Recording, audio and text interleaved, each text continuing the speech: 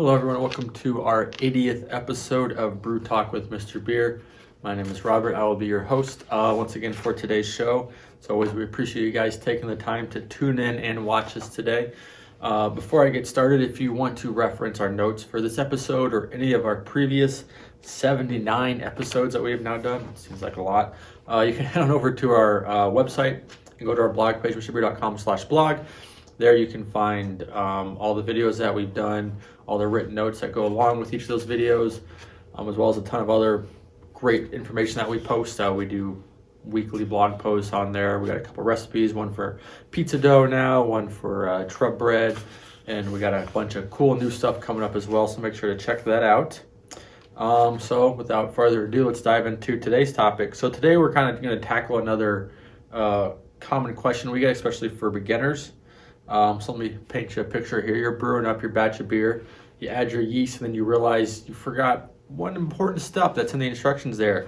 You didn't stir your wort before you pitched your yeast. Now, before you freak out, don't worry. Your beer will be good. There's about a 99% chance, if I had to make up some numbers and guess, that you're still going to get good beer. It's still going to ferment well, and all that stuff like that. But first, I want to talk about why aerating your wort is very important. If you want to reference in detail, you can go back and watch one of the advanced education series that Ashley did on the life cycle of yeast and yeast cell management. It talks all about why aeration is extremely important in great detail and all kinds of stuff about yeast that is far more knowledgeable than I know about yeast, but I will partake my little knowledge onto you here.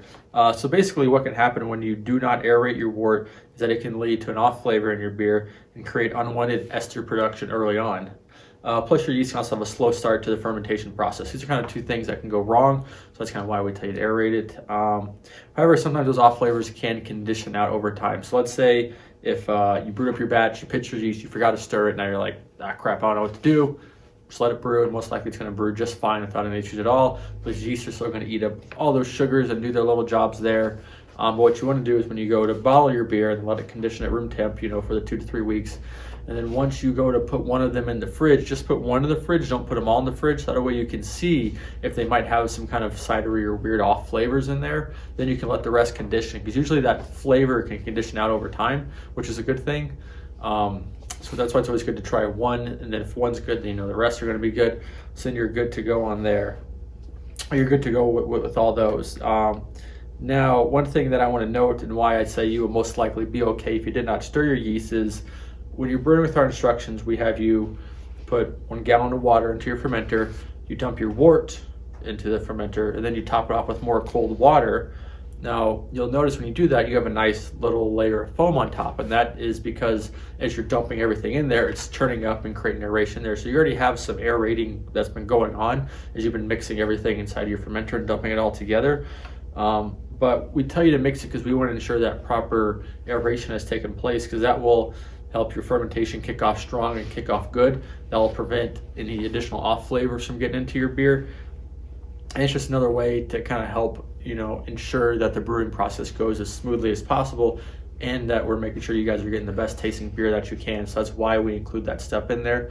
I think other places you can aerate at different things, but the dumping of everything in there will provide some aeration to your wort.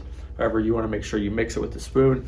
Like I said, if you don't, you will most likely be okay, but just make sure you do that.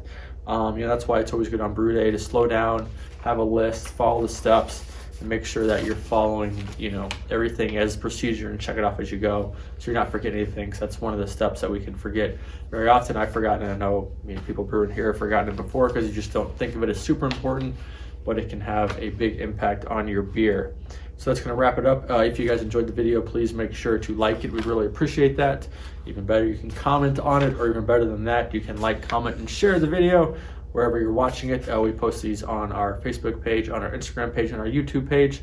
Make sure you're following us on all social media platforms. Just search for @Mr.Beer on whatever social media platform you happen to be using or you're not following us on, and go follow us over there. We really appreciate it. Also, if you want to learn more about Mr. Beer or just brewing with Mr. Beer in general, join our Facebook group, Mr. Beer's Brewing Society. You can just search Mr. Beer's Brewing Society on Facebook. It comes right up. We ask that you answer 3 questions. We'll let you in. It's an awesome place to hang out. share recipes, pictures. There's like 1,600 people in there, all awesome Mr. Beer brewers. So it's just a great place to hang out with people who enjoy drinking and brewing beer just as much as you guys do. That's going to wrap it up. We will talk to you guys next week. Cheers.